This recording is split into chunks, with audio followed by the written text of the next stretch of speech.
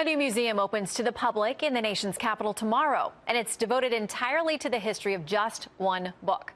Granted, that book is the most widely read in the history of the world, but the Museum of the Bible is aiming to bring the Bible to life through acquisition of artifacts and antiquities. Some of those acquisitions proved to be controversial. More on that in just a minute. But the museum's also being questioned by the media for being too religious. It's been primarily funded by Hobby Lobby founder Steve Green, the owner of the company that took its fight over religious freedom and won all the way to the Supreme Court. Candida Moss is the author of a new book, Bible Nation, the United States of Hobby Lobby.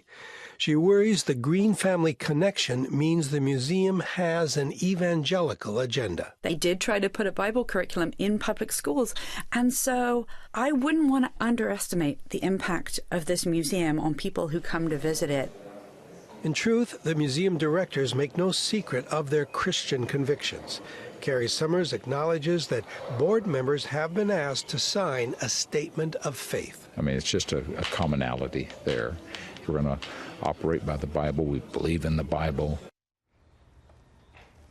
Well, Steve Green, founder of Hobby Lobby and chairman of the Museum of the Bible, joins us live. Steve, great to see you tonight. Good to be here. Thank you, Shannon. Okay, it's interesting to me that some people would be worried about a museum about the Bible being too religious. I've been through it, and regardless of what your faith perspective is, or if you don't have one at all, there are great history lessons. I think it's very interesting. I think people should check it out for themselves. In the meantime, you're dealing with some criticism, first of all, about some of the ways that some of the things were acquired that are in the museum. So I want to ask you about that and give you a chance to respond. An article on Vox said this: earlier this summer, that recklessness caught up with the Greens. In July, Hobby Lobby admitted to having illegally imported ancient Near Eastern cuneiform tablets and agreed to pay a $3 million fine and forfeit the antiquities in question. So your chance now to respond to that publicly. Well, as an importer of record, you're responsible for everything that happens in a transition or a transaction. And so the antiquities world is very complicated, and importing that, you need a lot of expertise. And we early on made some mistakes, and we have acquired items that were seized and paid the fine as we understood the risk that we took. So, but we've got expertise that we have brought on that really helps us make sure that we don't make those mistakes again. We're abiding by the highest standards of museum guidelines, and we're excited about opening tomorrow. Yeah, there are things there that people truly will not be able to see anywhere else. There are items that are believed to be Dead Sea Scrolls. There are many informative and educational items as well, along with fun things, too, that, you know, for the kids that they can get involved and check things out and rides and all kinds of things. But I found it was interesting when I toured the museum last week that we were told that there were no images of Jesus in the museum, and I was told in part that's because it was a very specific decision, because not everyone agrees on what he may have looked like or exactly how he would be presented today. So tell me about that, because there are, you know, some on the right who were sort of confused by that. I refer to David Brody with CBN. He said the museum has plenty of electronics, gizmos, displays, movies, and cool effects. But what about the Jesus factor? In other words, where exactly is Jesus inside this museum? Because after all, he is God.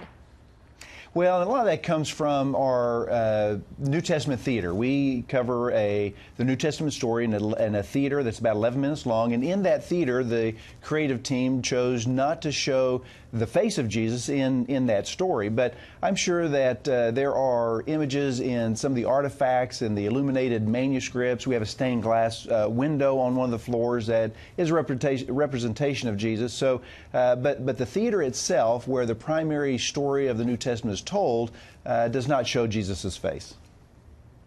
What do you hope that people who visit this museum will come away with after having experienced it? Well, first of all, I hope that people realize that this book has impacted their life, whether they realize it or not, because it has. It is foundational to our nation. Principles that our nation was built on, our founders found from the Bible. It's impacted science and governments and literature, music. In all these areas, it's had an impact. And so as they learn of its impact, its history, and know its story a little bit better, I hope that people will go out of the museum and desire to engage with it more. They'll open up the book because we know it less today than we ever have. And we just think that there's a need for people to learn about it themselves.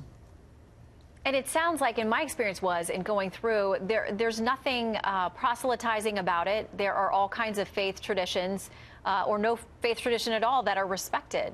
Exactly. We are wanting to present the Bible just factually. It's not about a faith tradition, a church, a denomination. It's simply about presenting the facts of the Bible. Today we had several ribbon cuttings. We had a ribbon cutting for the Israeli Antiquities Authority space. They have some of their own artifacts in the museum. The Vatican had some of their own artifacts in there as well. So we've had Orthodox groups that have come through. So this is really not about a faith tradition. It's simply about sharing the facts of this book. We have our differences, but we suggest let's set our differences aside for a moment. Let's just come and learn about this book that we all love and share. Well, I think that folks should check it out for themselves if they have questions and be their own critics of it. It's a fascinating display, no matter where you're coming from, and I wish you the best of luck. I'm going to go back when I can spend some more time there. There's a lot to learn. Thank you, Shannon. Steve Green, thank you so much. Good to chat with you. Thank you.